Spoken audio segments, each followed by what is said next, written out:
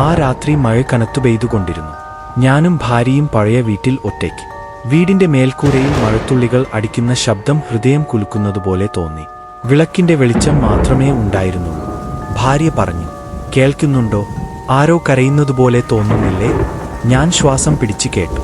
മഴയുടെ ഇടയിൽ നിന്നു അകലെയൊരു സ്ത്രീയുടെ കരച്ചിൽ. ശരീരം മുഴുവൻ വിറച്ചു. ഞാൻ വിളക്ക് എടുത്ത് ജാലകത്തിലേക്ക് നോക്കി. മഴ മങ്ങിയ ഗ്ലാസിൽ ഒരു സ്ത്രീയുടെ മുഖം. നനഞ്ഞ മുടി, വെളുത്ത മുഖം, കണ്ണുകൾ മുഴുവനും കറുപ്പ്. ഞാൻ കണ്ണു അടച്ചു തുറന്നപ്പോൾ ഒന്നുമില്ല. പെട്ടെന്ന് മുന്നിലെ വാതിൽ തുറന്നു. കാറ്റില്ല, എന്നാൽ വാതിൽ സ്വയം തുറന്നു.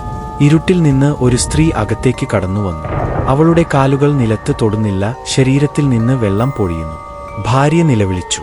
ഞാൻ സംസാരിക്കാൻ പോലും കഴിയാതെ വിറങ്ങലിച്ചു. അവൾ അടുത്തുവന്നു. മുഖം എന്റെ മുന്നിൽ എത്തി.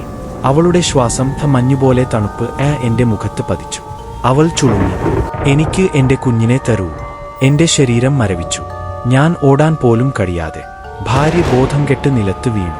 അവളുടെ തണുത്ത നനഞ്ഞ വിരലുകൾ എന്റെ ചുമലിൽ പതിച്ചു. ഞാൻ നിലവിളിക്കാൻ ശ്രമിച്ചെങ്കിലും ശബ്ദം പുറത്തു വന്നില്ല. വിളക്ക് നിലത്തു വീണു. വെളിച്ചം അണഞ്ഞു. അതിനുശേഷം കേട്ടത് മണിയുടെ ശബ്ദവും അവളുടെ ഭീകര നിലവിളിയും മാത്രം.